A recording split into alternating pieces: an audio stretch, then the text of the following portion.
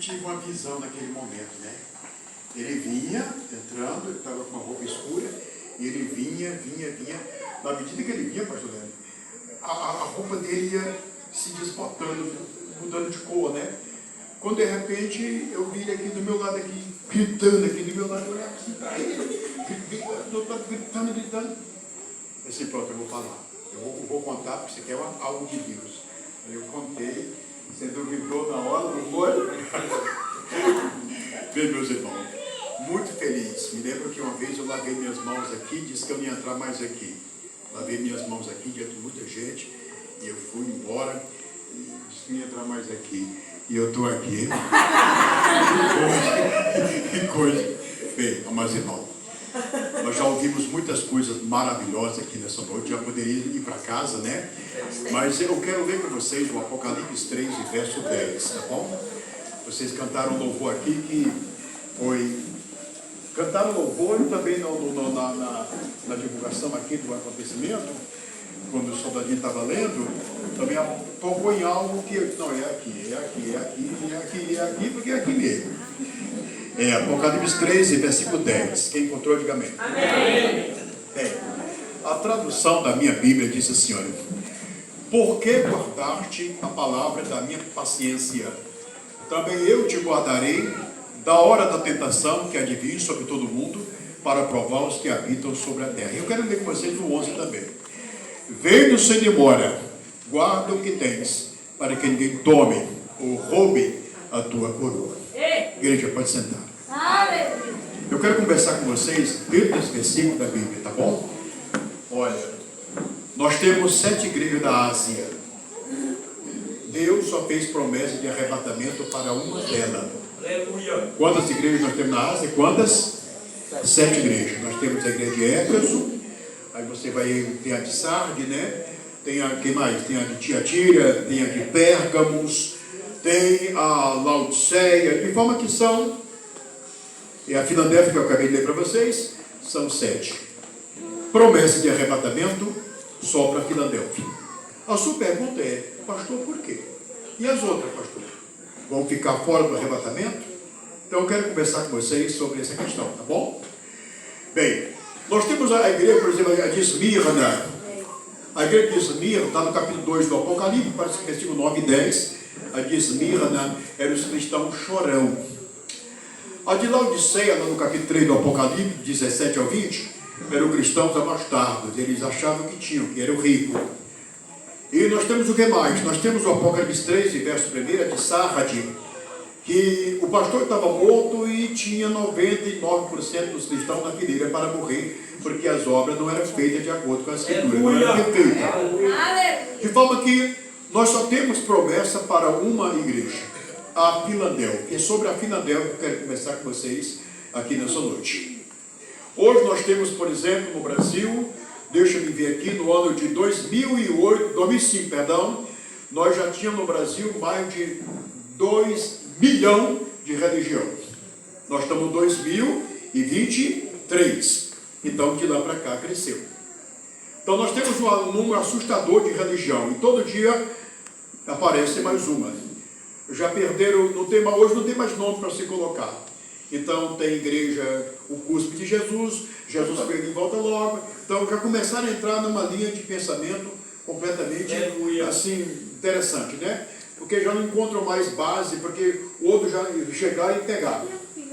Bem, no meio de todas essas denominações, nós temos Igreja Honrai. Você diz assim, pastor, Igreja Honrai, ela é a única verdadeira? Eu estou fazendo uma pergunta porque já me fizeram essa pergunta. O senhor considera a Igreja Honrai a única verdadeira? Eu seria hipócrita ao dizer que a Igreja Honrai seria a única verdadeira. Primeiro, a igreja é você. A igreja é quem? Você. É você. Você é a igreja. É claro que você sozinha não é igreja. Nós somos igreja quando estamos congregados. Então, a igreja, no seu grupos, né, é que é chamado pela Bíblia de igreja. Onde a igreja congrega, então a igreja é você, somos nós. Então, No meio dessas igrejas que eu citei aqui, as denominações aqui das igrejas da Galácia, Deus faz promessa de arrebatamento para Filadélfia. Então eu quero conversar com você dentro desse versículo, do versículo 10. Vamos lá. Por que guardaste a palavra da minha paciência? Também eu te guardarei. Deixa eu reformular. Por que guardaste a palavra da minha paciência? Que palavra da paciência é essa, igreja? Como é que se interpreta? Por que guardaste a palavra da minha paciência? Deus está se referindo ao quê? Quando você pega o João 5 e verso 39, Jesus diz que toda a escritura testifica dele. Aleluia! Quando ele disse, toda a escritura testifica de mim, ele não está falando apenas dos 5 livros mosaicos, tratado de Torá. Não está falando só dos 5 livros. Ele também está falando dos livros proféticos, dos salmos, dos cantares, e assim vai. Aleluia! Toda a escritura testifica de mim. Só que quando você pega Apocalipse 3 e 10, olha a expressão. Por que guardaste a palavra da minha paciência? Também eu te guardarei. Que palavra da paciência é essa que Deus deu para a igreja? Agora eu quero a resposta de vocês. Eu quero que vocês me respondam, porque nós queremos sair daqui, né, pastor, mais sábio, mais inteligente. Aleluia! Que palavra é essa da paciência de Deus? Vai, senta na cadeira dela. E aí? Que palavra é essa da paciência de Deus? Que palavra é essa da paciência de Deus que ele entregou à igreja de Filadélfia? Vamos dar uma olhada agora para nós compreender. Vamos dar uma olhada agora para a igreja de Éfeso. 2 do Apocalipse, você estuda o versículo 2, eu sempre cito o versículo 2 até o versículo 5. No versículo 2 e 3, nós temos de Deus 10 elogios para a igreja. A igreja é elogiada. No versículo 4 desse capítulo, Deus chama a igreja elogiada a uma reconciliação. Primeiro ele diz, olha, vocês deixaram a prática do primeiro amor. A minha pergunta para os irmãos é, que primeiro amor é esse que Deus está cobrando da igreja de Éfeso? Quem pode me responder? Aleluia, Deus. Quando você pega 2 João, capítulo 1, versículo 6, diz João, o amor é este que andemos segundo os seus. Agora vamos entender o Apocalipse 3 e versículo 10. Porque guardaste a palavra da minha paciência. Então essa palavra da paciência de Deus é os mandamentos. Para os judeus, ele está relacionado a 10 mandamentos. Já para a igreja, esses 10 mandamentos foram reduzidos a 2. Amar a Deus sobre todas as coisas e o teu próximo como a ti. Diz a Bíblia que quem cumpre esse mandamento, cumpre toda a lei. Que lei? A lei dos 10 mandamentos que Deus deu para os judeus. Então essa é a palavra da paciência de Deus. Que ele entregou para a igreja. Entregou para nós. Peraí, pastor, pera lá. Quer dizer que eu sou crente em Jesus, eu sou salvo pela graça, de acordo com a carta de Efésios 2 e verso 8. Lá é um presente, a salvação é um presente, é pela graça, é pelo favor imerecido de Deus. Eu sou um salvo, mas o Senhor está falando para mim que eu tenho que guardar os mandamentos? E a Bíblia está dizendo. Então deixa eu entrar contigo, porque dentro desse tema que eu estou abordando para vocês aqui, existe um engano terrível lá nas redes dos homens. E eles enganam multidões, dizendo que o Deus da antiga aliança, que é o Deus dessa aliança que nós estão certo aí, mas ele diz que o Deus da antiga aliança, nessa dispensação, não exige nada da igreja. Você pode pular, pode rinchar como cavalo, você pode escramuçar como burro, e Deus não exige nada. Então escute isso aqui. Então leia comigo com calma, não precisa pressa. Carta aos Efésios 2, o capítulo, verso 8. Pela graça sois salvo por meio pela graça sois salvo por meio da fé. Então, que graça é essa, meus irmãos? Que está conectado com fé. E que fé é essa? Quando você pega Romanos 10, o capítulo 17, Paulo diz que a fé vem pelo quê? Pelo ouvir a palavra de Deus. Então, eu só tenho a fé se eu estiver conectado com a palavra de Deus. Que palavra é essa que eu tenho que estar conectado? A palavra da paciência de Deus. A palavra da paciência de Deus está relacionada a esses mandamentos que ele entregou para a igreja. Então, vamos reformular. Pela graça sois salvo por meio da fé. Isso não vem de vós, é dom de... Peraí, pastor. É um dom. Então, eu estou sujeito a perder, pastor, porque dom se perde. Aleluia! Agora você entendeu agora para que eu li Apocalipse 3, versículo 11. Guarda o que tem. Se eu não guardar, eu perco. Falar língua é um dom. Profetizar é um dom. Pregar o evangelho é um dom. Mas a pessoa pode perder. A salvação também é um dom. Por isso que nós somos a igreja, nós, igreja, nós não podemos ter partido de ouvir essa verdade. Você sabe quando é que nós começamos a cair? Quando perdemos o desejo de ouvir essa palavra. Você sabe quando é que nós começamos a perder a fé? Quando perdemos o desejo de ouvir essa palavra. Então, entra comigo mais uma vez. 2 do Apocalipse. E agora eu tratando com vocês o versículo 4 e o versículo 5.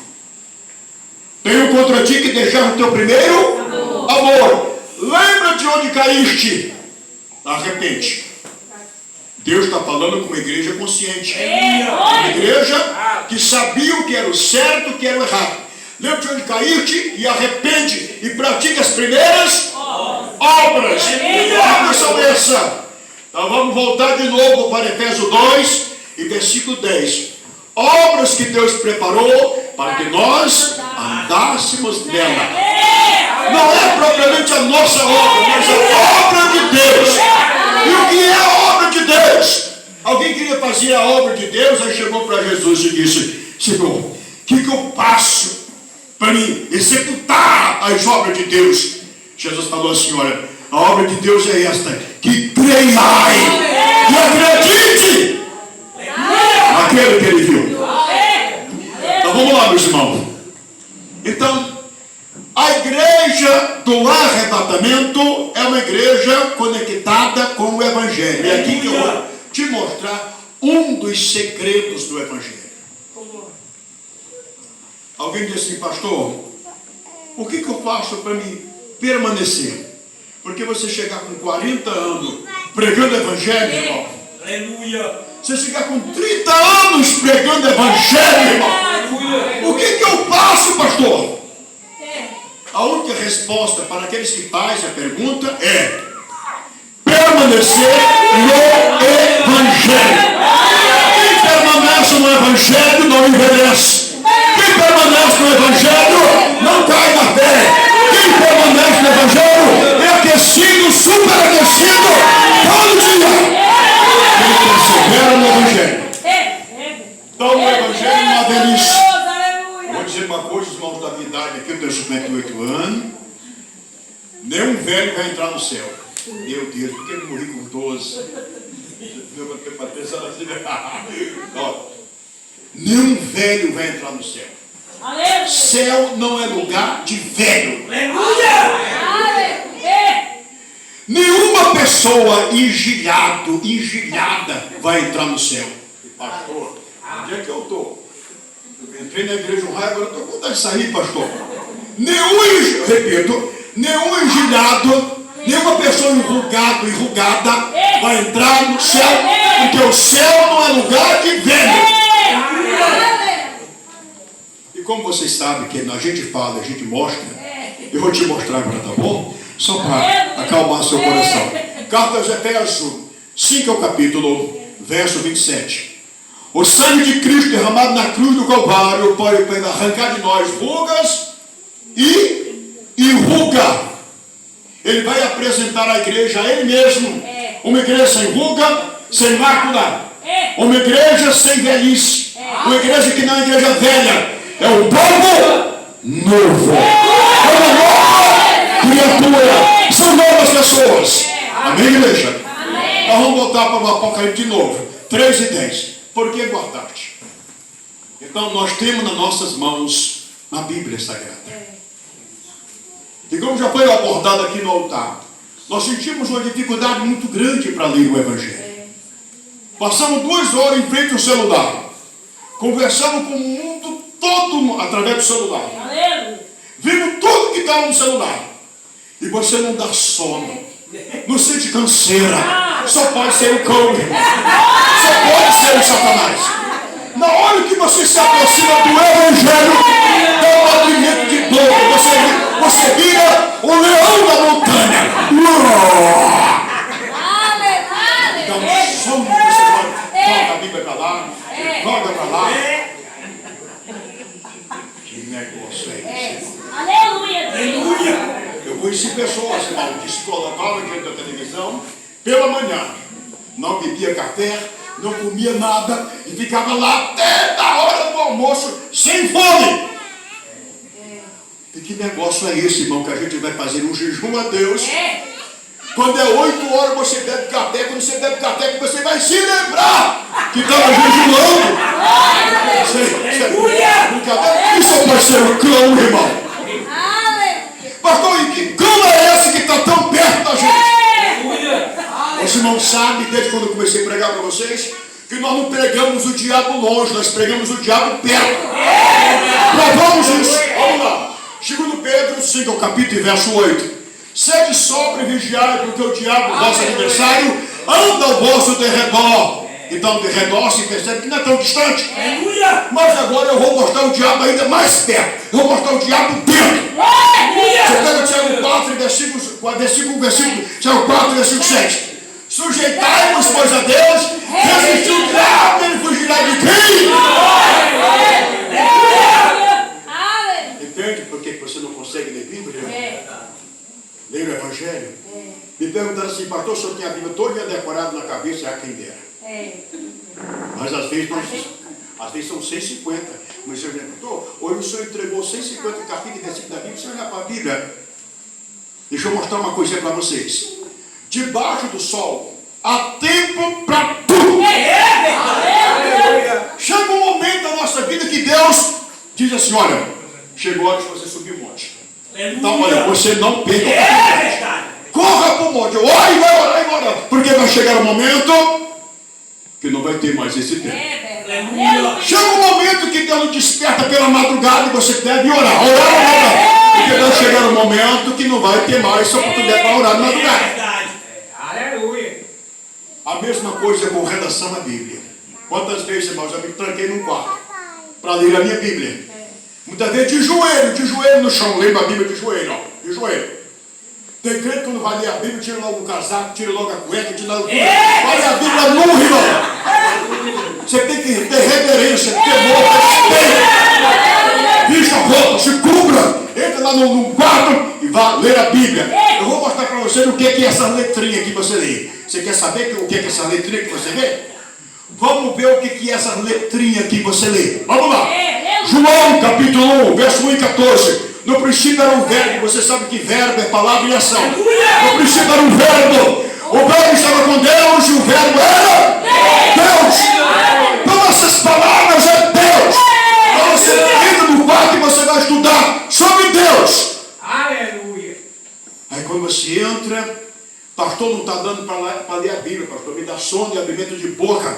Então entra em jejum. Você vai entrar sem café, sem esse pão da manhã, sem essa manteiga. Você vai entrar lá no quartinho, lá. Aí você vai ler Bíblia. Você vai estudar, estudar a Bíblia, ler Bíblia. E ler a Bíblia, meus irmãos, não é ler como quem está lendo o jornal, não. Porque tem pessoas que é beabá, bebê, bebida, eu burro. Pronto, eu cheguei no meu burro, pastor. Não, você lê um versículo da Bíblia e você vai esquadrinar aquele versículo. Você vai lendo, vai fazendo conjectura. Por exemplo, Paulo diz que nós compreendemos a palavra de Deus por meio disso aqui, comparando as espirituais com as espirituais. É assim que se compreende o Evangelho. Eu vou só dar uma pista para você que é um leitor da Bíblia, está começando a ler a Bíblia agora. Eu também não aconselho você começar a ler a Bíblia do Velho Testamento. Aí você vai se entalar todo, você vai ficar revoltado, ou você vai criar uma ira dentro de você e vai querer matar a gente. Você começar com o Velho Testamento. Pegue como chave hermenêutica Cristo para a sua leitura. Você começa a ler o Evangelho onde estiver lendo, a partir de Cristo. A partir de Cristo aqui você vai ler o Evangelho. Se você não ler o Evangelho a partir de Cristo, você vai ficar com seus 10 anos de igreja, 11 anos, 12, 20, 30, 40 anos e nunca vai compreender o Evangelho. Nunca vai poder responder uma pergunta daquelas simples que a gente faz. Então use Cristo como chave hermenêutica para a tua leitura. Então, vou dar uma pista. Vamos lá, vamos ver a pista.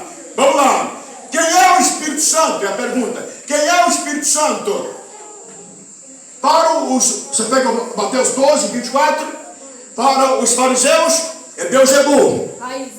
Está lá escrito. Tu expulsa o demônio pelo poder de Beelzebul. Foi isso que disseram para Jesus. Estão chamando o Espírito Santo de Beelzebul. Foi os fariseus. Quem é o Espírito Santo?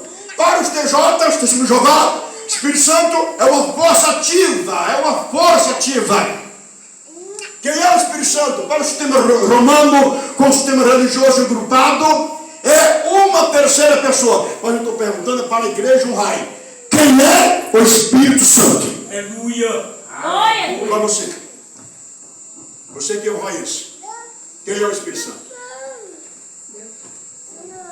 Olha para cá.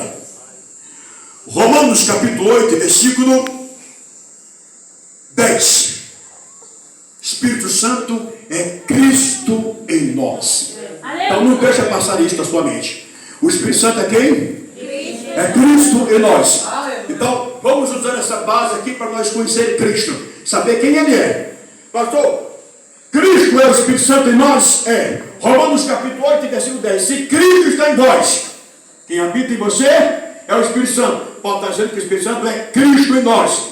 Porque se Cristo não é o Espírito Santo, então tem dois Espíritos habitando em você. 1 Coríntios capítulo 3 e 16 fala que nós estamos morando no Espírito Santo. Romanos capítulo 8, versículo 10, Paulo diz que é Cristo que habita em nós. Então Paulo está mostrando que Cristo é o Espírito Santo em nós. Então você vai conhecer agora, você começa a fazer base para a sua leitura bíblica. Cristo, Espírito Santo que habita em nós. Então você vai dar uma mergulhada. Você pega, por exemplo, 1 Coríntios 10, o capítulo, versículo 9. Olha que Paulo falou aí. Não murmure contra Cristo, como eles murmuraram. Eles quem? Quem conhece que murmuraram? A igreja está sendo exortada para não murmurar, mas Paulo está dizendo que alguém no passado murmurou. Não murmure contra Cristo como eles murmuraram. Eles quem? Número 21, do 4 ao 9. Os judeus murmuraram contra Deus e falaram mal de Moisés. Então aquele Deus que caminhava com o judeu no deserto é Cristo. Cristo. Quando você pega Cristo como a sua chave hermenêutica para entender o Evangelho, aí você vai entender João 5,39. Toda a Escritura testifica de mim. Então Jesus está dizendo, eu sou Deus, o Deus das Escrituras. Se você olhar para o Velho Testamento, Jesus diz, sou eu. Vamos dar uma olhada, vamos lá. Gênesis capítulo 1, versículo 1. No princípio Deus criou os céus e a terra. Espera aí. Se toda a palavra testifica de Jesus, então vamos saber quem é esse Deus que criou os céus e a terra. Romanos capítulo 11, do 34 ao 36, mostra que esse Deus fez todas as coisas sozinho, sem ajuda de ninguém. Então, quem é esse Deus? Que fez todas as coisas sem ajuda de ninguém, sem se apegar a ninguém para buscar um conselho. Quem é esse Deus? Apocalipse 4, versículo 11. Jesus Cristo é digno de glória e honra, porque foi Ele quem criou todas as coisas. Cristo como sua chave hermenêutica para você entender o Evangelho. Então você sabe que o Criador de todas as coisas é Jesus Cristo. Como é que Jesus Cristo é tratado nessa religião? De segunda pessoa. Se ele é uma segunda pessoa, então ele não é Deus. Nós temos quantas cadeiras aqui no púlpito? Deixa eu contar. Lá vai 2, 4, 6. Nós temos o número do homem. Nós temos o número da criação. Desse lado. Nós temos mais 2 para lá. Contando só desse lado. Nós temos 6 cadeiras aqui desse lado. Frontal. Aqui bem de frente. Quem seria a primazia aqui? Para os 2 daqui, né? Os 2 daqui. Se tirarmos essas cadeiras e deixamos 3. A primazia aqui seria de quem? Com 3 cadeiras aqui. Certamente seria para essa. Do meio. Como é que se interpreta o céu? Como é que se interpreta Deus dentro dessa questão? Faça uma análise comigo. Porque muita gente está indo para o inferno por não ter obtido essa informação da verdade do Evangelho. Estão mentindo todo dia contra Deus. Olha para cá. Colocaram Jesus como segunda pessoa. Você sabe o que quer dizer isso? Isso é um dos maiores, porque tem outros. É um dos maiores enganos de Satanás dentro da igreja. Quando eles colocaram Jesus como segunda pessoa, eles estavam arrancando o Senhor da sua primazia. Aleluia. Primazia. A primazia, igreja, não pertence a quem é segundo, a quem é terceiro, a quem é quarto, a quem é quinto. Não. A primazia pertence a quem é primeiro. Você sabe quem é João Batista? Quem sabe? João Batista quem? Olha que eu não pergunto se ele tem falado. Quem é João Batista? Elias. Elias, nós temos Elias como cume dos profetas.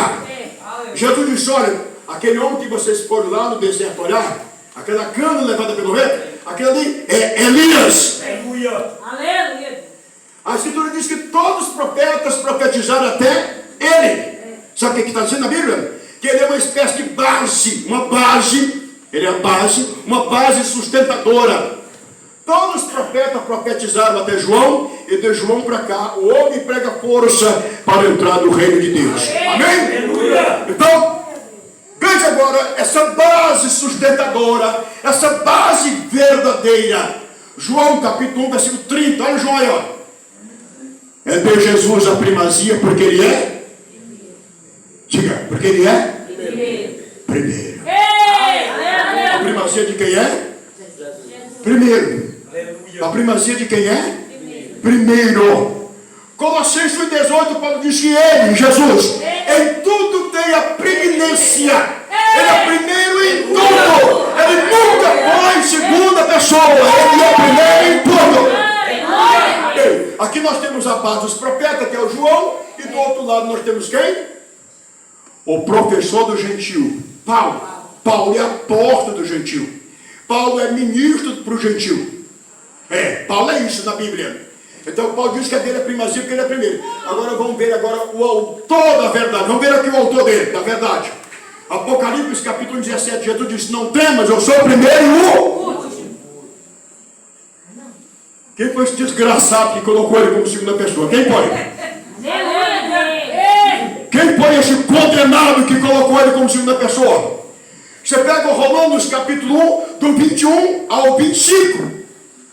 Paulo está falando da igreja de Roma. Quem ganhou o povo em Roma foi Paulo. Eles pregam dizendo que foi Pedro, que Pedro foi morto em Roma, que a Basílica de São Pedro em Roma. Tudo como a criação depois dele, que eles criaram isso. Para manter Pedro como papa, ou para manter Pedro como esse sucessor de Cristo, que é isso que eles dizem. Mas quem recebeu o evangelho da incircuncisão foi Paulo. Ih, pastor, eu não entendo isso. Quer dizer que tem 2 evangelhos? Não, tem não. Só tem um evangelho. O evangelho que Pedro pregou é chamado de evangelho da circuncisão. O que significa que Pedro recebeu autoridade para pregar só para os judeus. Só para os judeus. Teve gentil que se converteu na pregação de Pedro? Teve. Mas a missão de Pedro era para os judeus. Mas Paulo recebeu o evangelho da incircuncisão. Para pregar para quem? Para os gentios. Você vê Atos Apóstolos 28, capítulo e verso 25. Paulo abordando sobre uma profecia lá de Isaías. Ele disse, bem falou o Espírito Santo dos nossos pais, pelo profeta Isaías. Vai a esse povo, fala para eles. Eles ouvindo, eles não vão entender. Eles vendo, não vão perceber. E naquele momento, pastor, eu vou deixar de pregar para vocês agora. Eu vou para o gentil, eu vou para Roma. Aí Paulo foi para os romanos, pregando o evangelho para os romanos. Aí Paulo agora profetizou para os romanos, olha, vocês conheceram a verdade, né? Ó, tendo conhecido a verdade, não glorificaram Deus como Ele é, né? Seus raciocínios ficaram botados, de sábio tornaram-se doido, trocaram a verdade pela mentira e amaram e serviram mais a criatura no lugar do Criador.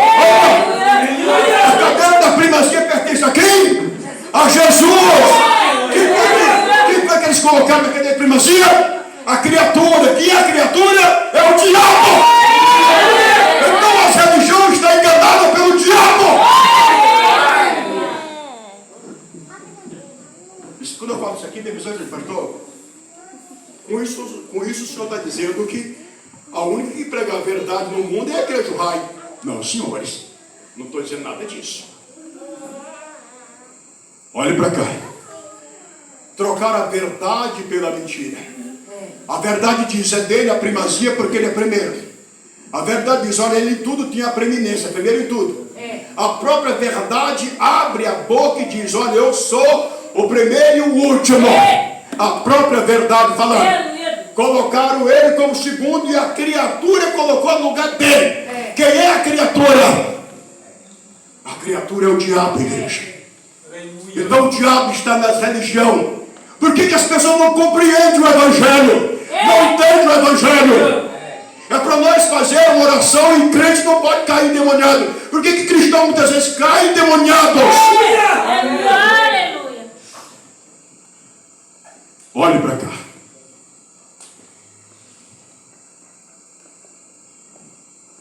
O Deus da primazia, amados irmãos,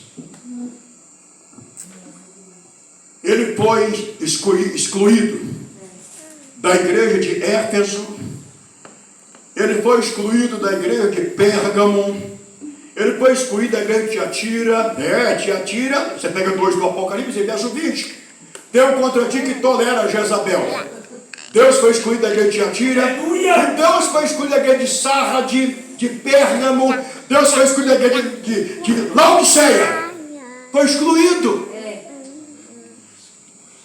Então ele faz uma promessa para aqueles que não excluíram ele. Por que guardaste a palavra da minha paciência? Por que guardaste os meus mandamentos? Também eu te guardarei. Agora eu vou dar uma palavra aqui para vocês, para a igreja, acerca do apóstolo mais amado de Jesus. Quem está com o nome dele?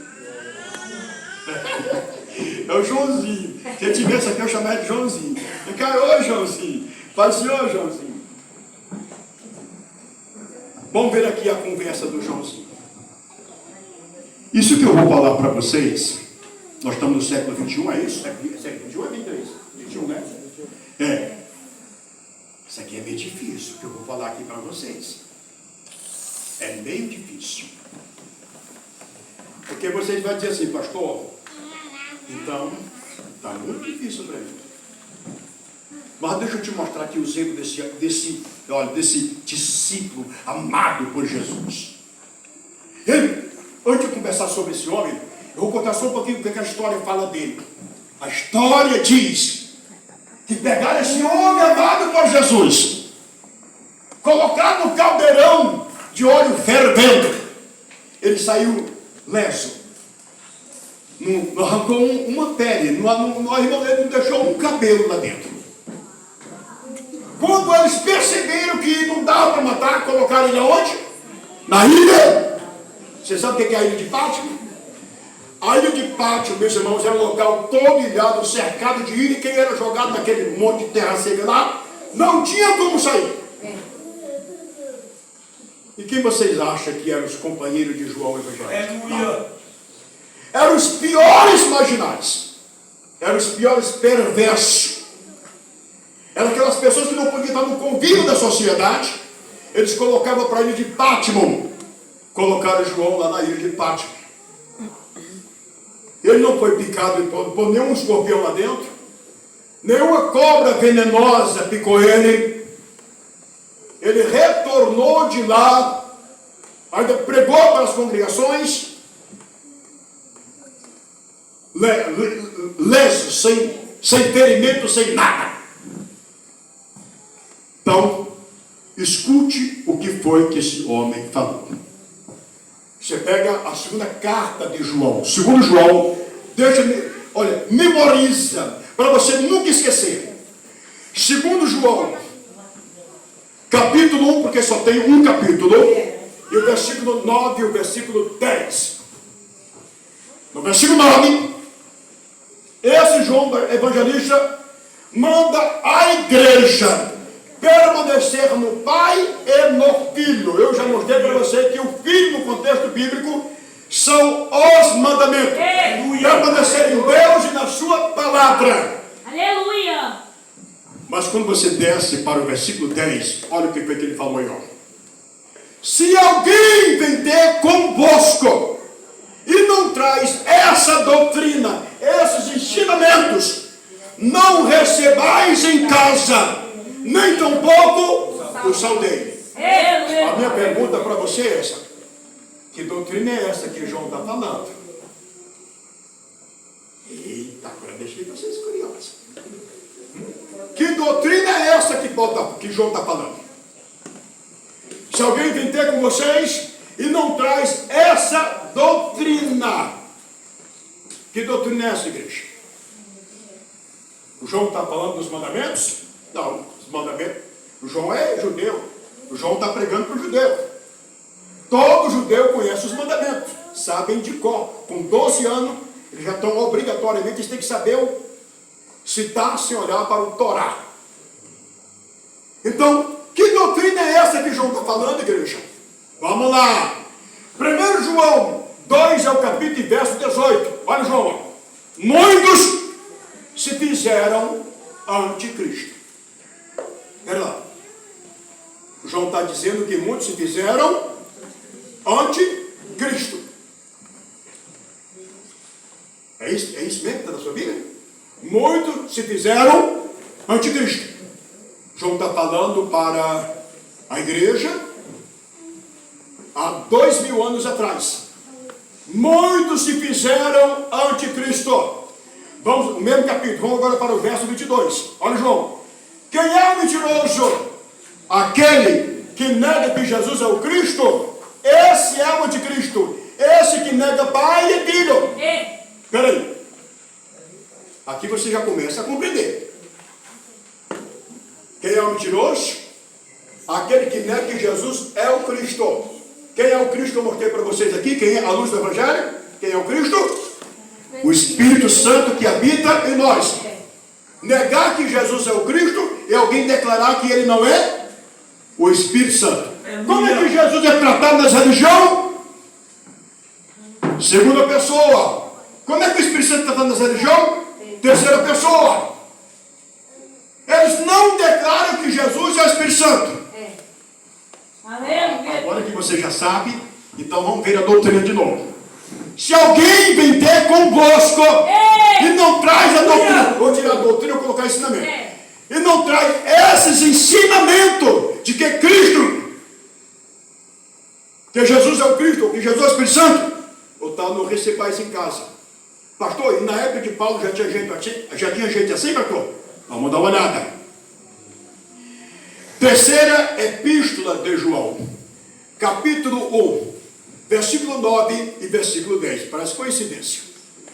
Terceira epístola de João, capítulo 1, só tem um capítulo, versículo 9, versículo 10. Você vai se deparar com Demétrio. Quem era Demétrio? Era o pastor de uma igreja. O que ele fazia? Ele impedia os irmãos de ler as cartas de João Evangelista.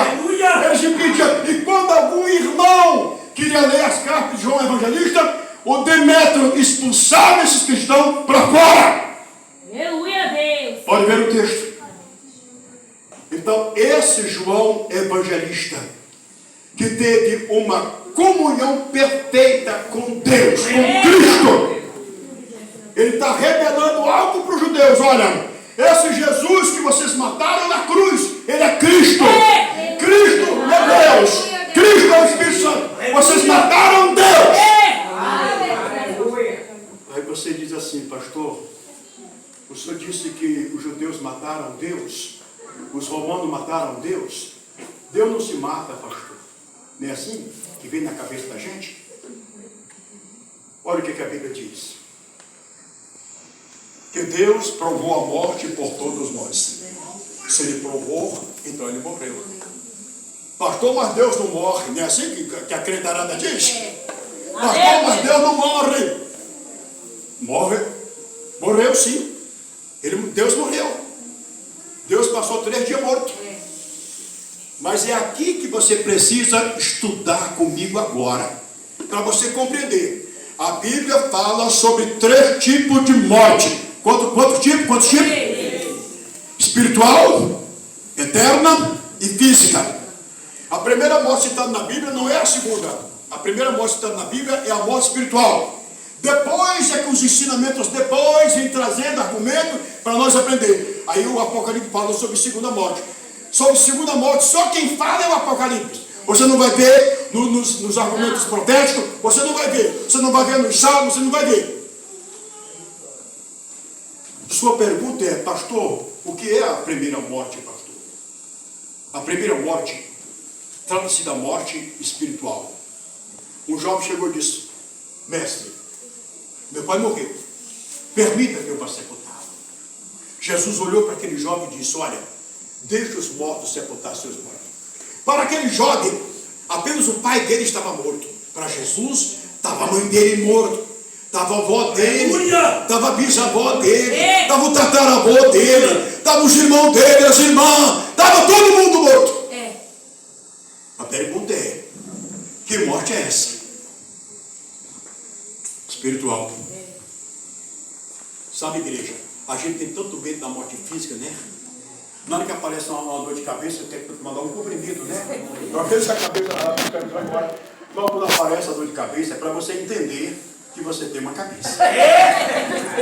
Quando aparece uma dor de barriga, é para você entender que você tem uma barriga. A gente passa o tempo todo achando que a gente não tem rim, a gente não quer nem beber água, acha que não tem rim e tal. Aí quando aparece dor no rim, aí você estava necessário para beber água, porque você tem um rim que filtra. Então, olha para cá. A primeira morte está na Bíblia, está no campo espiritual. Carta aos Efésios 2, verso 1. O Senhor nos vivificou, estando nós mortos em delitos e pecado. Morte espiritual. A segunda morte na Bíblia está relacionada a um lugar. Vídeo do Apocalipse, verso 15.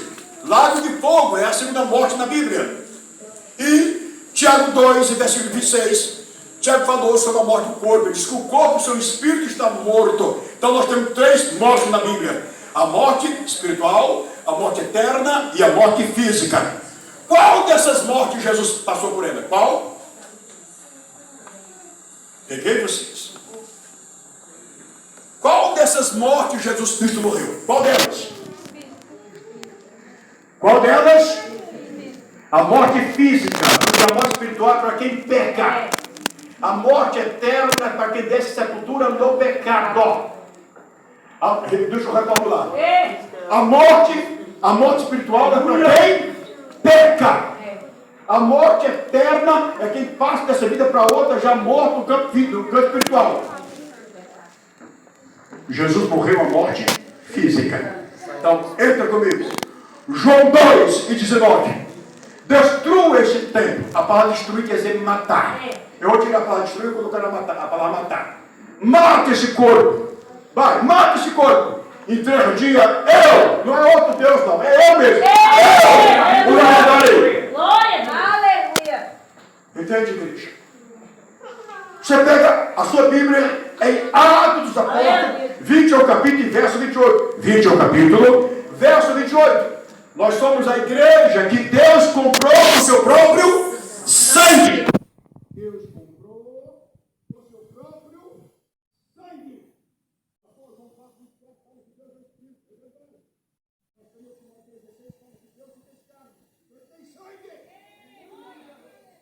Jesus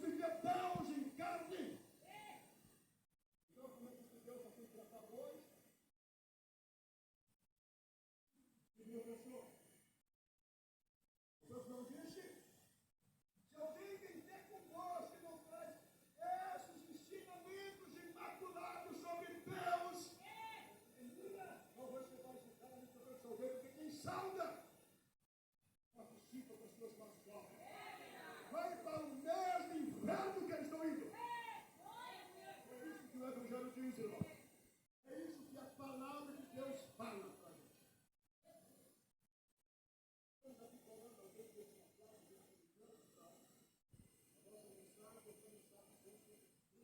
Agora,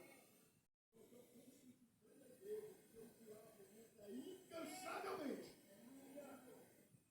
apagar da sua memória esse único Deus da Bíblia. E aqui que eu vou te mostrar. Como você pega Deus que ele não esquece.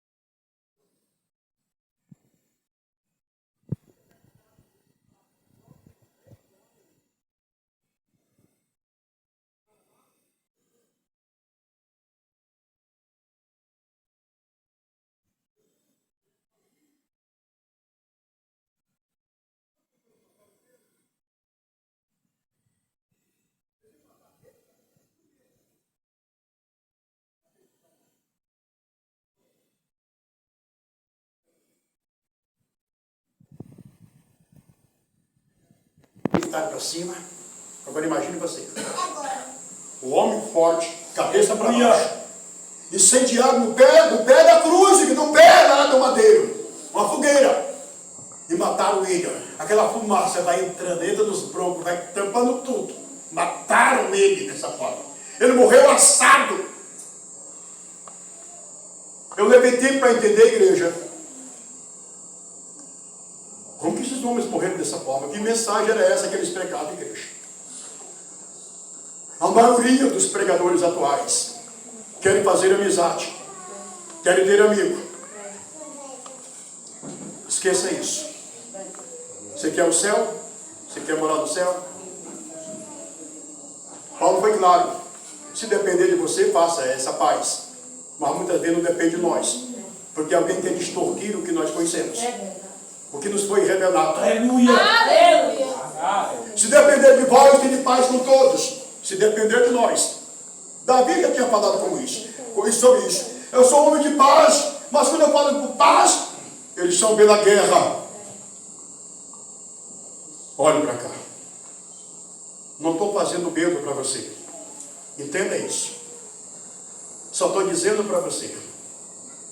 Quando você conhece verdadeiramente Deus, eu vou te mostrar o que acontece quando se verdadeiramente conhece Deus.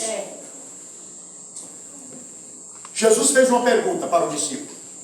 Quem diz o povo lá fora ser o filho do homem? O que eles falam a meu respeito? Alguém está dizendo que tu é um dos profetas do passado. Estão dizendo que tu é Elias. O Herodes está dizendo que tu é João Batista, porque em ti opera-se esse grande poder. E é o Herodes está dizendo que ele matou o João e agora ele reencarnou. Tu é uma reencarnação de João. Jesus percebeu, meus irmãos, que lá fora ninguém sabe quem é ele. Olha para cá. Lá fora ninguém sabe quem é esse Jesus que eu estou pregando aqui para vocês. Jesus agora resolve fazer uma pergunta aos domésticos. Aos que estavam com eles. E vocês? Quem dizeis que eu sou? Naquele momento, meus irmãos, olha, prevaleceu o silêncio. Com todo mundo, aleluia. Ninguém sabia quem era Jesus. Aí o Pedro levanta. Tu és o Cristo. Quem é o Cristo? Eu falei para vocês, quem é o Cristo? O Espírito Santo, Deus. Tu és o Cristo. Aí Jesus diz, olha Pedro, olha. Não conta para ninguém. Silêncio total, Pedro. Você sabe o que aconteceu com Pedro? Quando ele disse que Jesus era o Cristo. Jesus disse, olha, eu tenho que ir até Jerusalém. Porque nenhum profeta pode morrer fora de Jerusalém. Eu vou morrer lá. Aí Pedro, Senhor, não faça isso. Começou a dar caramba em Jesus. Um conselho que aparentemente é um conselho bom, irmão. Conselho bom. Um homem cheio de piedade, irmão. Jesus para trás de mim, Satanás. Aí Jesus revelou algo. Vocês sabem quem eu sou agora, Pedro? Pois é. Vocês agora vão, todos vocês vão me abandonar. Vocês vão me deixar. Você sabe o que significa? Quando você conhece Deus. Aleluia. Quando Deus se revela para você. Não vai ficar triste, meu irmão, minha irmã, você que é jovem. Não vai ficar triste. Se alguém botar o dedo na tua cara e tentar te incriminar, não vai ficar triste se você chegar em casa e seu esposo te tratar mal, ou tua esposa te tratar mal. Não vai ficar triste se alguém no colégio levantar-se contra você e falar um montão de coisa. Não vai ficar triste se os religiosos apontar para você e dizer, vocês estão errados, estão tudo errado. Quando a gente conhece Deus, o diabo, o inferno fica desesperado. Porque quando você conhece Deus, então esse Deus te liberta. Te liberta. João 8, verso 32.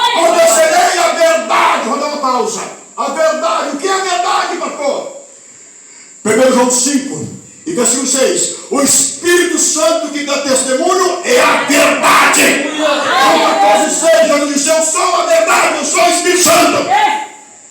Quando você conhece a verdade, eu quero concluir o versículo.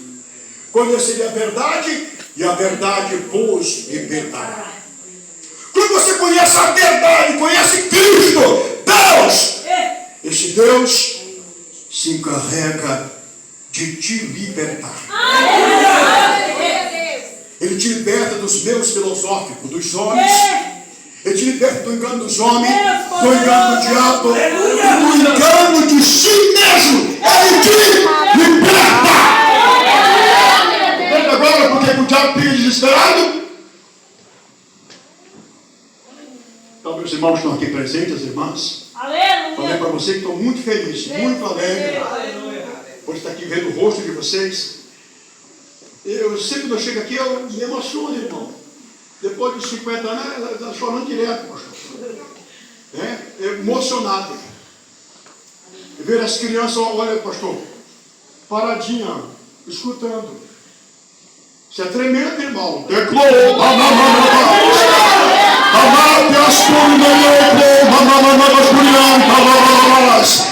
maravilha, isso é maravilhoso.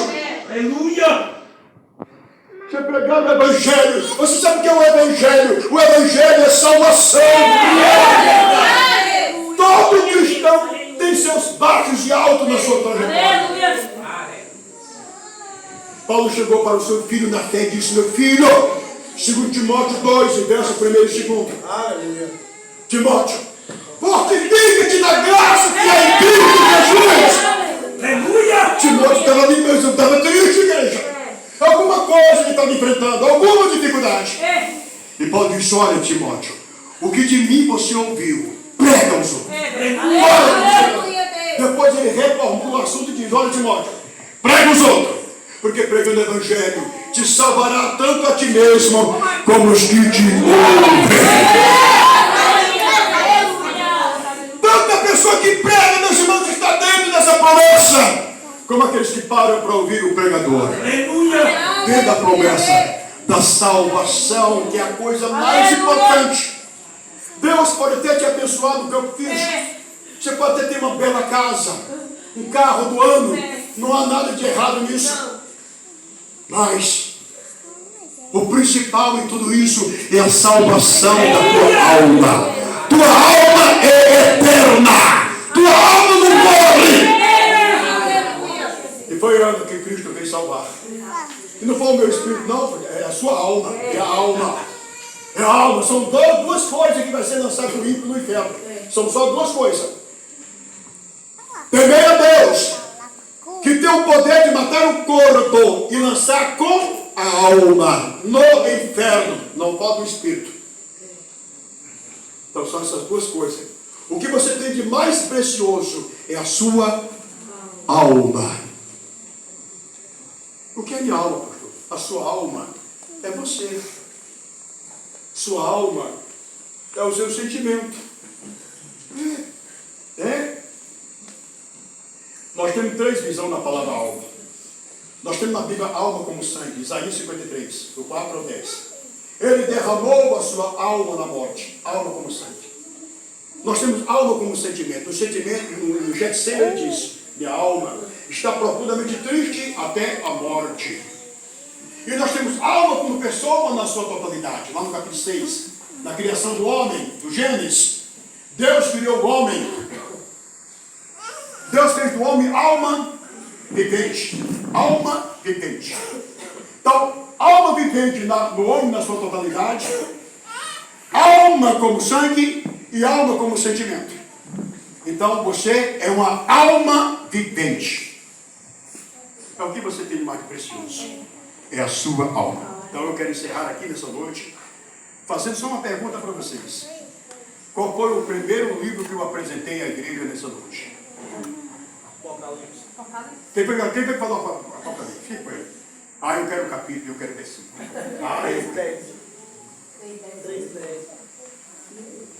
3? 3 e 10. 3 e 10 e 11. 10 e 11. Qual foi o último livro que eu apresentei aqui nessa noite? Vocês têm o poder para gravar o primeiro que eu dei. Mas veja se já processou aí o último que eu entrei. Qual foi o último livro que eu apresentei para a igreja aqui nessa noite? João 14:6. João 14, e versículo 6. O que está escrito lá? Eu sou o caminho, a verdade e a vida. Quem é a verdade? 1 João 5, e verso 6. É o Espírito Santo. O Espírito Santo da testemunha é a verdade. Jesus é o Espírito Santo. Então fique de pé. Pode passar para o nosso dirigente. Eu vou pedir o pastor Leandro para fazer uma oração por todos vocês e por todos nós. Tá bom? É para frente, você já passou. Recebemos a Graças a Deus, com paz do Senhor. Amém? Vamos orar. Querido Pai e eterno Deus, nós te louvamos, te exaltamos, te glorificamos, Senhor. Muito obrigado, Deus, em nos reunir nesta noite, Deus, na tua presença. Te apresento essa congregação, meu Pai, o dirigente, Deus, com a sua família, todo o quadro ministerial, meu Deus, que o apoia, ajuda, meu Deus, nesta jornada. Meu Deus, te apresento, Deus, os jovens, meu Pai, ó Deus, que estão na responsabilidade de te adorar, louvar o teu nome. Direciona todos eles, meu Pai, guardando, protegendo, livrando, Deus querido, com a tua graça. Abençoa, Deus, cada casal, cada família, as senhoras, meu Deus, a vizinhança, ó Deus, todas as pessoas que moram nos arredores dessa congregação, meu Pai querido, todos que cooperaram, ajudaram, Deus, abraçaram essa causa, meu Pai querido, Deus, todo amor, meu Deus, empenhado, demonstrado, Deus, vivido, meu Pai querido, que o Senhor venha grandemente recompensar, meu Pai, toda atitude nobre, ó meu Pai, todo Deus empenho, meu Pai querido, para que viesse a se realizar, meu Pai querido, esse sonho e esse projeto, meu Pai, que primeiro nasceu no teu coração. Pai, faz que a tua palavra esteja em nossos corações, a rica mensagem, o teu nome, Deus, em nossos corações, que te é devido, meu Pai santo e querido. Abençoa a nossa volta em paz, em segurança para a nossa casa, a volta de cada um, Deus, por seus lares, meu Pai querido. Deus eterno, se faz presente e continua abençoando as nossas vidas. A tuas mãos permaneça sempre estendida sobre esta obra, essa congregação, em nome do Senhor Jesus Cristo. Amém.